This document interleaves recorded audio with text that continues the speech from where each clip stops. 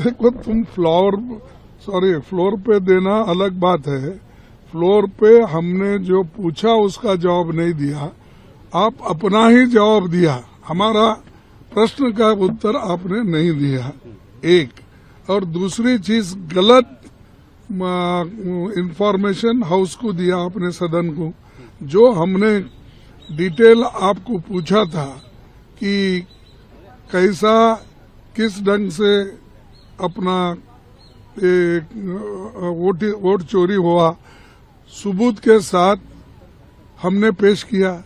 राहुल जी ने बात की और अलंद में और महाराष्ट्र में और अपने हरियाणा में हर जगह जो वोट चोरी करके चोरी की सरकार है, इसको हम लोगों को बताना चाहते हैं।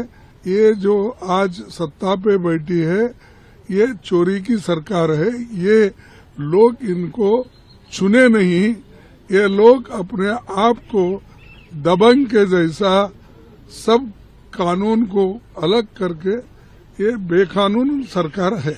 आज ये सवाल बन चुका है कि निष्पक्षता और पारदर्शिता संस्थाओं से गायब हो रही है। इलेक्शन कमीशन ने जो रवैया अपनाया है वो बड़ा दुर्भाग्यपूर्ण है और हमें लगता है कि आज लाखों लोग दिल्ली में एकत्रित होकर एक संदेश देंगे कि इस देश में जो चुनाव की प्रक्रिया है, जो निष्पक्षता ईमानदारी से विचारधारा नेता दल से ऊपर उठकर इलेक्शन कमीशन को और कॉन्स्टिट्यूशनल बॉडीज को काम करना चाहिए, वो हो नहीं रहा है। हम लोग मांग रहे हैं वोटर लिस्ट, वो दे नहीं रहे हैं। हम लोग कह रहे हैं कि आप जो फुटेज है पोलिंग बूथ के, वो क्यों डिलीट करना चाह रहे हैं।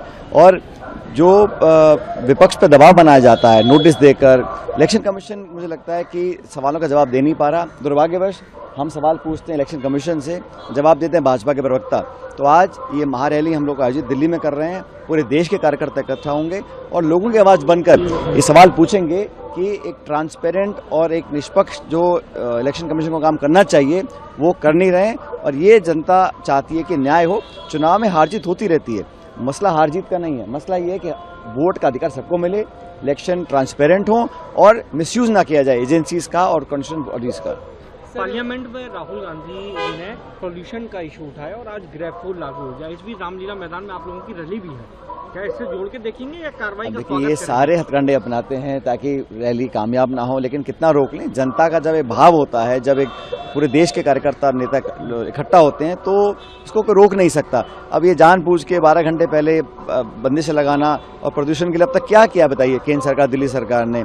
पूरे एनसीआर में दिल्ली में जो प्रदूषण का हाल बने हुए हैं, 11 साल से सरकार है, क्या उन्होंने टेंजिबल कर दिखाया है? तो ये तो मुझे लग रहा है कि सब तरह की कोशिश कर रहे हैं कि कैसे इस रैली को कामयाब होने से रोक सकें, लेकिन लाखों लोग यहाँ पर आएंगे, ऐतिहासिक कार्यक्रम होने वाला है। महात्मा गांधी ये इसी सरकार ने कहा था कि नरेगा एक बहुत बेकार योजना है, इसको बंद करना चाहते थे, लेकिन गरीबों को अगर 2 पैसे मिलते हैं काम करने का तो ये संविधान में अधिकार सोनिया गांधी और हमारी पार्टी ने दिलवाया था, सरकार ने दिलवाया था। अब जानबूझ कर नाम बदल रहे हैं, वो नाम बदल देना, श्रेय लेना, भटकाना, बहकाना, जुमले देना, ये भाजपा ने शुरू से किया है। अमित शाह जी का जो बयान था पार्लियामेंट में, जो उन्होंने कहा कि कब कब चोरी हुई, सोनिया गांधी जी का भी नाम लिया गया, पहले नेहरू जी पे भी जाया गया, उसको लेकर आप कह रहे हैं? अब आप पंडित नेहरू को, राजीव गांधी जी को, मनमोहन सिंह जी को कब तक कोसते रहेंगे? अपने 11 साल के कार्यकाल में आपने क्या कर दिखाया है? आपकी रिपोर्ट कार्ड क्या है? आप बेरोजगारी हो, किसान हो, महंगाई हो, प्रदूषण हो, किसी मोर्चे पर ये सरकार कामयाब नहीं है। लेकिन मीडिया में एडवर्टाइजमेंट करना, प्रचार करना, झंडे बैनर पोस्टर से लोगों को भ्रमित करना, ये भाजपा शुरू से करती आ रही है। हम तो मुद्दों को लेकर राजनीति कर रहे हैं और आज जो यहाँ लाखों लोग इकट्ठा होंगे दिल्ली में, ये संदेश पूरे देश में जाएगा कि न्याय हो, निष्पक्षता से हो। चुनाव में हार जीत जनता तय करती है, लेकिन एक ओपन ट्रांसपेरेंट चुनाव होना चाहिए।